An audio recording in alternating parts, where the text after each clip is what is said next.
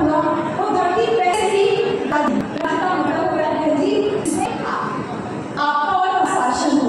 तो बुद्ध पहले ही एक राष्ट्र में जन्म लेते हैं जी जहाँ में सबको अधिकार होता है, कोई किसी के साथ में कोई भेदभाव ऊंच नीच नहीं होता है। और वही जब बुद्ध ज्ञान होती है, बुद्ध जब सिद्धार्थ से बुद्ध बनते हैं, सिद्धार्थ से बुद्ध बनने का जो वो ज्ञान प्राप्ति का जो प्रोसेस है, उस पूरे प्रोसेस में जब बुद्ध को ज्ञान प्राप्त हो जाता है तो वो तमाम तरीके से दिखाई देते हैं। बुद्ध एक बड़े राजनीति के रूप में दिखाई देते हैं, बुद्ध एक अर्थशास्त्री के रूप में दिखाई देते हैं, बुद्ध महिलाओं की बात करते हैं, बुद्ध तर्क की बात करते हैं, बुद्ध विचारों की करते हैं, बुद्ध प्रसार की बात करते हैं। जब बुद्ध तर्क की बात करते हैं जी तो बुद्ध ये कहते हैं कि किसी बात को इसलिए मत मानो कि महापुरुषों ने कही, किसी बात से भी मत मानो कि सदियों से चली आई है।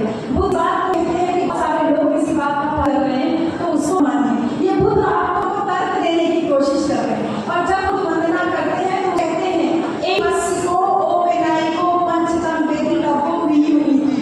बुद्ध कहते हैं एक ही वस्सी को, बुद्ध कहते हैं किसी बात की जरूरत नहीं, एक ही वस्सी को पस माने को माने आओ आओ जांचो देखो देखो, अगर तुम कहेगी ठीक है और लोग कल्याण है तब इस बात को मानो। तो किसी बात से मानने की जरूरत नहीं है। बात को कैसे करते हैं? अभी जब नोटबंदी हुई थी बहन जी तो हम सब लोगों के पास जो भी पैसा हम लोगों ने छुपा के सारा पैसा निकल गया था ना, कोई कहीं रखा माइक खरीदेंगे वो बिल खरीदेंगे, सारा पैसा निकल गया ना। तो उस नोटबंदी में काफी 10,000 रुपये कहीं बाहर रखे थे। जब वो जो फेरने वाला जो नोट फेरने वाला जो तारीख था वो बीत जाता है, उसके बाद मुझे वो पैसा मिलता है। तो मैं ये सोचती थी कि इसमें आवाज़ आ रही है, इसमें आवाज़ आ रही है, इसमें आवाज़ चल रही है। तो मैं ये सोची कि मैंने आज तक कभी किसी देवी देवता की पूजा नहीं की, 10,000 रुपया बचा है पुराने वाले नोट का तो क्या किया जाए इसका। हम पहुँच गए मंदिर, पुजारी गया, पुजारी ने देखा छोटे छोटे बाल कटे हुए, महिला आई और सोचा कि बढ़िया पैसे लग रही है, बैठा के आटा उसने पूजा करवाया। उसके बाद कहता है कि कुछ दान दीजिए। तो 10,000 रुपया बेटी रख के ले गए थे, वही पुरानी नोट वाला, फटाक से उठा के पुजारी को दे दिए। पुजारी बोलता है ये तो पुराना नोट है। हम कहे कि ये भगवान को कैसे पता चलेगा कि ये पुराना है?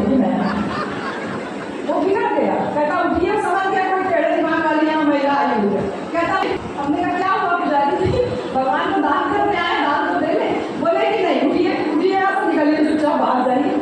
यानी कि वो समझ गया कि ये पैसा जो है पुराना नोट है वो मेरे किसी काम है। उसने तो अपनी बुद्धि का प्रयोग किया लेकिन हम अपनी बुद्धि का प्रयोग नहीं करते। मुझसे पहले ये कहते हैं कि आप जांचो मत देखो कि तुम अगर कहीं पैसा चढ़ा रहे हो तो वो पैसा कहाँ इस्तेमाल होगा। ऐसे तमाम व्यक्ति में सत्संगी बाबा लोगों का सत्संग लगता है, तमाम भीड़ होती है। जैसे आप लोग भी यहाँ पर आए हो, ये तो एक अच्छा कार्यक्रम है। यहाँ पे तो लोगों को कहना पड़ रहा है कि भैया दान का काउंटर लगा है, दान करके जाइएगा। लेकिन सत्संगी बाबा लोगों के सत्संग में आपको कभी कहना ही पड़ता है कि दीजिए नहीं दीजिए, क्योंकि सत्संगी बाबा सत्संग करता है और उसके बाद सत्संग के नीचे कहता है 20 रुपया जो लेके आए वो चढ़ाइए और चढ़ा के आशीर्वाद लेके जाइए। आप 10 50 रुपया चढ़ाते हैं, कभी दिमाग से सोच के देखिए कि 10 की तो नहीं है। यहाँ पे हजारों की संख्या में आप लोग इकट्ठे हो, अगर आप सारे लोग 10-10 रुपया भी चढ़ाओ, 10,000 लोग 10-10 रुपया भी चढ़ाओ तो 1 लाख हो जाएगा ना बहन जी। 10 की कीमत नहीं लेकिन 1 लाख की तो कीमत होती है ना। बुद्ध इसी तरह बात करते हैं, बुद्धि प्रयोग कीजिए ना उस अर्थ में आपको ऊपर मानते हैं और कहते हैं कि बुद्ध की बात होगी, बाबा साहब की बात होगी, हम तो वहां पे हम डर लगता है, भूत भगवान डर लगता है, सास का डर लगता है, हमारे ओझा सोफा डर लगता है, सारा कर्म कांड हम करते रहते हैं कि अगर मुझे मानना है तो पहले बुद्धि की शरण में जाओ। कहते हैं बुद्धं शरणं गच्छामि। बुद्ध की शरण में जाने का नहीं मतलब है, बुद्धि की शरण में जाने का मतलब है। मैं पिछली बार आई थी, मैंने आपको तमाम उदाहरण बताया कि कुछ नई चीजें आप लोगों से जरूर कहूँगी। मेरी माँ बहुत बड़का वाली पुजारी, मैं सीधे अपने परिवार का कहता था क्योंकि समय भी ज्यादा हो रहा है, थोड़ा बात करके बातों को खत्म भी है। माँ बहुत पुजारी थी और जो है वो वाला जो बताया उसको पूरा रखती थी, पूरा वाला व्रत रखती थी। भैया मेरे बाहर पढ़ने गए, उनको थोड़ा बाबा साहब के बारे में ज्ञान हुआ, उन्होंने माँ को मना किया कि ये सब नहीं करना चाहिए। माँ नाराज होगी कि ज्यादा पढ़ लिख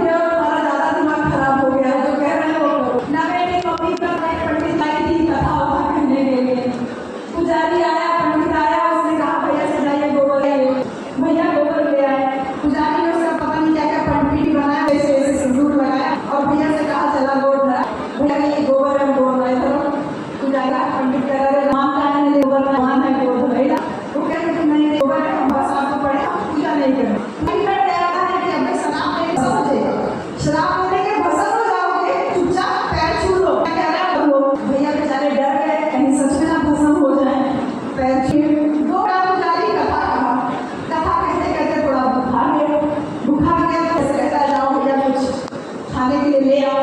भैया अंदर जाते हैं, वही होता उसको उठा के ले जाते हैं और अंदर से उसमें थाली उसको साक्षात धुआं बना के ले आते हैं, कहते हैं लीजिए थाली।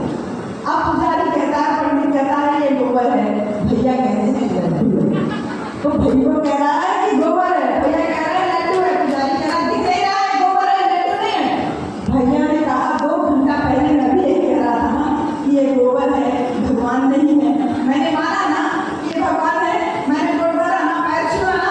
अब चलिए आप भी मानिए गोबर नहीं लड्डू है, चलिए आप खाइए। आपको पंडवा समय कहीं गलत जगह फंस गए, मौका कपड़ा धोना वाला समय का दाम दक्षिणा देना खाया नहीं है।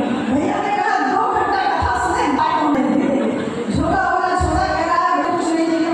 भैया कह भाई हमारे बेटे का रोटी छोड़ के चला।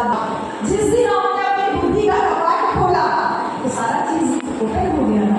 बुद्ध इसीलिए किसी चीज को ढकते नहीं, बुद्ध घाव को ढकते नहीं है, बुद्ध चीजों को उघेड़ते हैं। जैसे आप कह रहे ना कि आपको नजर लग जाएगी, आसान ये हो जाएगा।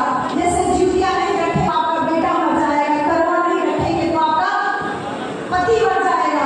ऐसे तमाम भ्रांतियां तो दिमाग में फैलाई गई बैठे। बुद्ध कहते हैं कि रुको, पहले रुको, सोचो सोचो ये बात को सोचो कि औरत डरती है कि उसका बेटा जिंदा रहे और बेटे की जरूरत लगती है मैडम जी। औरत डरती है कि मेरा पति जिंदा रहे, पति की जरूरत लगती है।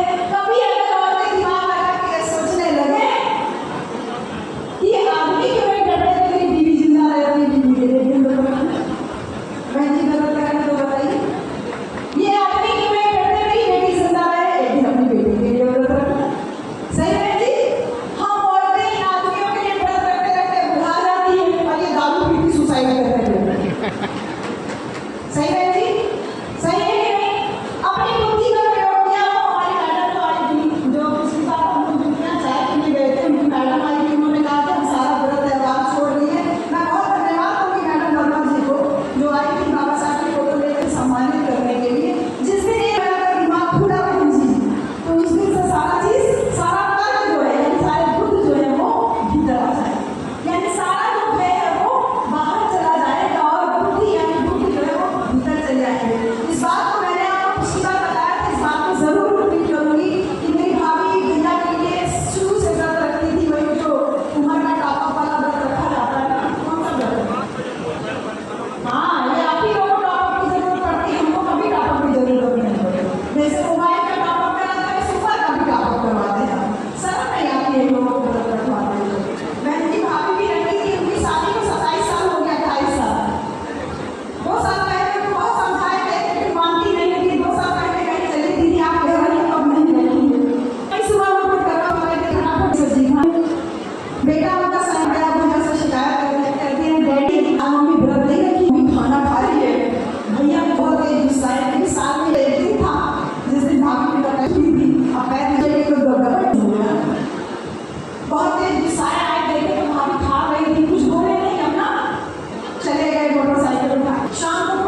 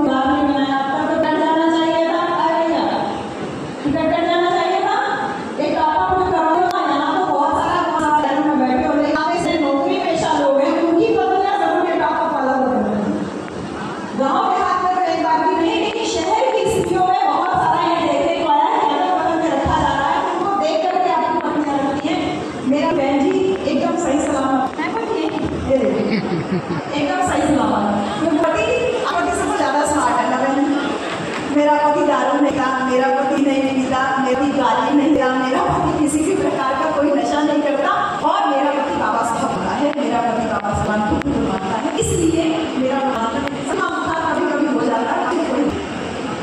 ये कार्य बुद्ध चाहते थे, बुद्ध किसी भाव को किसी से ढकने की कोशिश नहीं, वो ये नहीं कहते हैं कि लोग कहते हैं तो ऐसा हो जाएगा, राम पैदा इस नक्षत्र में पैदा हो, नहीं करते।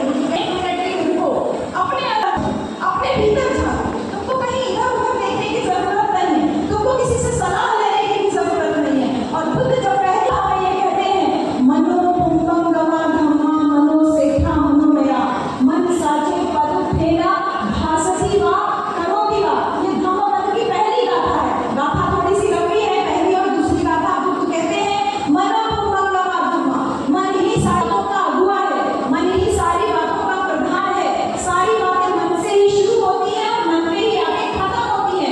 मन से अगर अच्छे मन से आप काम करते हैं तो आपको अच्छा फल मिलता है, बुरे मन से काम करते हैं तो आपको बुरा फल मिलता है। बुद्ध कहते हैं मन से ही सारी बातें शुरू होती है, मन से ही शुरू होती है, यानी मन से ही हमने कहा कि उसमें तो चार मंजिला हम लोग क्या मंजिला बना, रोजाना पति पत्नी में झगड़ा होता जा रहा है। अब उसी से आप सोच लेते हो कि चलो कोई बात नहीं, वो तो नंबर 2 की कमाई से बना रहा है, कोई बात नहीं, मेरा पति जो कमा के ला रहा है या हम दोनों जितना है उतने में संतुष्ट है। इसी मन से ही सारी बातें शुरू हुई और इसी मन से ही सारी बातें खत्म हो गई। जैसे लड़ाई होती है व्यवहारिक रूप में, बुद्ध उपदेश कहते हैं ये सारी बातें व्यवहारिक रूप में। हम सब लोगों को बुद्ध कहते हैं कि तर्क का प्रयोग कीजिए, व्यवहार में अपने तर्क को लेकर के आइए। बिल्ली रास्ता काटे तो ये मत सोचिए कि एक गिलास पानी कोई छींके तो ये मत सोचिए पानी पीने 10 मिनट रुक जाए। तर्क का प्रयोग कीजिए, हो सकता है बिल्ली भागा जल्दी, हो सकता है बिल्ली भागा जल्दी इसलिए भागी और आपका रास्ता कट गया और आप कह रहे हैं कि रुक जाना चाहिए। कह रहे हैं मन से आपने ये वहम पाया तो इस वहम को मन से ही दूर करना। तो जब राज्य बुद्ध का जन्म हुआ, इस डेमोक्रेसी में बुद्ध का जन्म हुआ था, तो राज्य की समानता की बात है, तर्क बात करते हैं, भय की बात करते हैं, अपनी बुद्धि का प्रयोग कैसे बुद्धि का प्रयोग कीजिए कि तर्क की बात करते हैं, असहमति के लिए भी तर्क करते हैं। जैसे डाकू अंगुली माल के साथ में भी श्रावस्ती जाने का हमको कई बार मौका मिला बहन जी, वो डाकू अंगुली माल की गुफा आज भी हम लोग सामने है। वो डाकू अंगुली माल को बुद्ध अपने तर्क से जीत रहे हैं, कह रहे हैं मैं तो कभी रहूंगा। वो अंगुली माल रोकता है, कहता है क्या, बुद्ध मुस्कुराए, बुद्ध जंगल में प्रवेश करते हैं, लोग कहते हैं इसमें अंगुली माल रहता है, इधर से बच जाइए, वो आपको मार डालेगा। बुद्ध कहते हैं मैं बुद्ध हूँ, मुझे किसी बात का भय नहीं, मुझे कोई क्या देगा। तो उस जंगल में प्रवेश करते हैं और वो अंगुली माल अंदर होता है, बुद्ध का पैरों का हाथ जब पैरों से जबते हैं तो दिया जब सूखी चलती है तब से अंगुली माल की आवाज आती है जंगल में, रुक जा, ठहर जा। बुद्ध क्योंकि पहले राजकुमार थे, तलवार चलाना आता था, युद्ध कौशल माहिर थे, कानों से सुनते हैं, समझ जाते हैं कि अंगुली माल थोड़ा दूर है, 2 मिनट के लिए मुस्कुराते हैं और फिर 2 कदम आगे बढ़ जाते हैं। जब वो आगे बढ़ते हैं तो फिर डाकू अंगुली माल पैरों के निशान जब आवाज सुनता है तो कहता है ठहर जा, रुक जा।